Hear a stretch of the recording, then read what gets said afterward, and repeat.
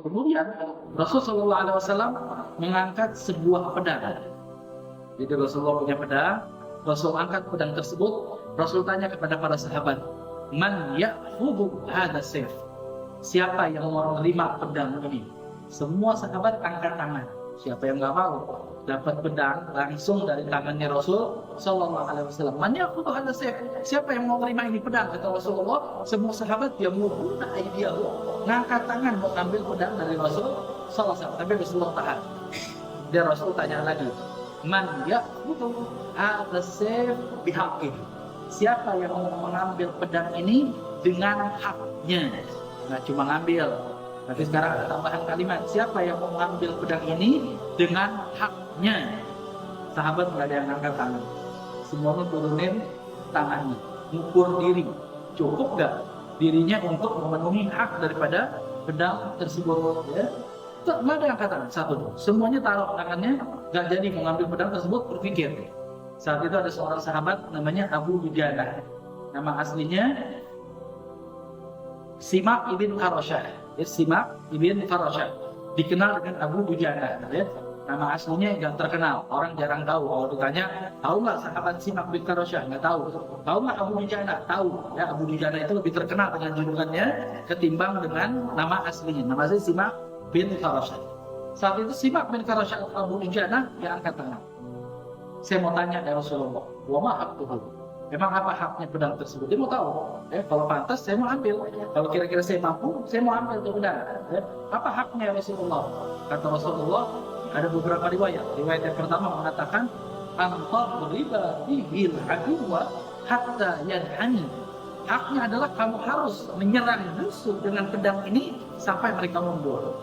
Riwayat yang kedua mengatakan, haknya adalah antaqtul bihi kafiran wala taqtul bihi musliman. Kamu harus menggunakan pedang ini untuk membunuh orang kafir dalam peperangan, dan tidak boleh sama sekali kamu membunuh orang Islam dengan pedang ini. Dia ukur dirinya, dia rasa dirinya pantas, dia bilang apa? Saya ambil oleh Rasul. Diberikan pedang itu oleh Rasul kepada Abu Dujana. Abu Dujana itu terkenal. Dia punya kebiasaan, dia punya selalu di kantong itu membawa ikat kepala warna merah. Isobatul hamra, dia bawa ikat kepala warna merah. Ketika diambil itu pedang, dia taruh di pinggangnya, dia keluarkan ikat kepala. Sahabat udah tahu, kalau Abu Dujana itu ikat kepala, kemungkinannya dua. Dia menang atau dia dibunuh. Dia udah siap mati. Kalau dipakai itu ikat kepala, berarti dia udah akan bertempur sampai tetes darah penghabisan. Udah siap mati Abu Dujana. Dia keluarkan itu ikat kepala, dia pakai di kepalanya, dia pegang pedang Rasulullah, dia jalan dengan mengusulkan dada. Di antara para pasukan muslim berjalan dengan mengusulkan dada. Apa kata Rasulullah SAW? Hadhil masyah, ini gaya jalan yang model begini, masyatul yudhullah, adalah gaya jalan yang Allah benci. Gaya jalan sombong model begini mengusulkan dada, ini gaya jalan yang Allah benci. Illa bihadzal mauqif, kecuali dalam keadaan seperti ini. Dalam keadaan seperti ini, Allah nggak benci dengan gaya jalannya Abu Dujana. Ya, ada beberapa pelajaran dari para ulama. Yang pertama, yang terakhir dulu, gaya jalannya Allah benci kecuali dalam kondisi peperangan. Dalam peperangan, sebelum kekuatan pasukan, ada yang lebih penting, kekuatan mental. Ya, pasukan yang banyak, mentalnya lembek, mentalnya lemah, digedor sekali kocar-kacir. Ya, orang-orang Romawi 200.000, pasukan Nabi 30.000.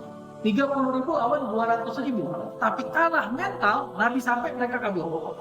Ya, orang-orang Romawi ketika di perang Tabuk, ya, Nabi sampai mereka kabur, mereka tinggalkan posisi-posisi mereka yang sudah diaturkan oleh panglimanya. Ya, jadi sebelum kekuatan pasukan, kekuatan mental pun penting.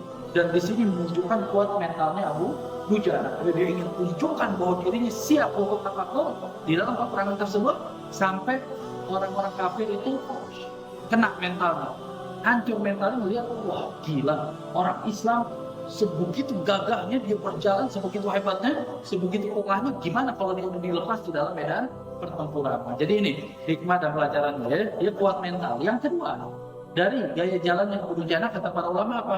Ada keadaan-keadaan tertentu, sesuatu yang dalam kondisi normal itu dilarang, haram, tapi dalam keadaan tertentu itu jadi boleh. Ya, contoh taflitu syari. Rasulullah itu melarang umat Islam manjangin kumis sampai ditaflit, sampai bisa dipelintir. Banyak tuh juragan-juragan zaman dulu yang kumisnya dipelintir sampai muter. Ya. Nah ini taflit itu syari dilarang oleh Rasul. Hukumnya makruh ya untuk memelintir kumis kecuali dalam pertempuran. Kata para ulama dalam medan perang boleh untuk melintir biar kelihatan barang, biar kelihatan galak, biar pasukan musuh itu hancur mentalnya. Kemudian lelaki itu pakai emas sebagai hiasan dan boleh. Haram hukumnya laki pakai emas sebagai hiasan. Tapi di dalam peperangan ketika umat Islam menghias senjatanya dengan emas itu boleh. Yaitu diperbolehkan, menunjukkan izzatun nafas, menunjukkan kekuatan diri, kepercayaan diri dan lain sebagainya. Juga lelaki menyemir rambutnya dengan warna hitam itu haram hukumnya. Rambut disemir pakai warna hitam itu haram. Tapi kalau warna yang lain boleh. Makanya dari riwayat Sayyidina Abu Bakar itu menyemir pelipis kanan dan kirinya dengan inai, dengan henna, dengan warna coklat. Ya. Itu boleh. Warna selain hitam boleh dipakai untuk menyemir rambut bagi lelaki. Tapi kira-kira juga selain itu boleh untuk menyemir rambut warna pink, rambut warna biru, jadi aneh kan, jadi kayak kompor gas malahnya nyala warna biru. Jadi kira-kira juga pakai warna coklat lah yang tidak hitam. Alhamdulillah. Tapi dalam peperangan orang laki-laki menyemir rambut di warna hitam itu dibolehkan. Jadi di dalam peperangan dia keadaan haram. Tapi dalam peperangan dibolehkan. Kenapa?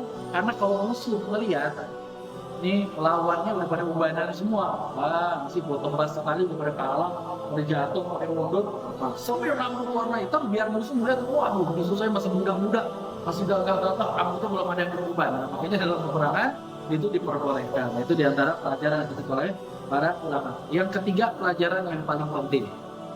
Ketika Nabi tawarkan, siapa yang mau ambil ini pedang, sahabat semua angkat tangan. Tapi ketika Nabi lanjutkan, siapa yang mau ambil ini pedang dengan haknya, sahabat semuanya turunin tangannya. Apa pelajarannya? Kita nggak boleh masuk dalam satu tugas yang kita nggak mampu, yang kita nggak bisa. Jangan segala hal kita iyain. Ya. Mau nggak jadi ketua organisasi ini? Mau nggak jadi ketua organisasi itu? Siap. Mau nggak melakukan tugas ini? Ayo. Mau nggak ngelakuin tugas itu? Gas. Nggak, apa? Orang Muslim itu harus tahu ukuran dirinya. Gak semua hal kita mampu untuk melakukannya. Kalau ada hal yang kita tahu kita nggak bisa, bukan bidang kita nggak mampu, kita ambil juga, maka kita zalim di situ. Ya, kenapa? Dia punya hak. Hal itu punya hak. Sebagai contoh,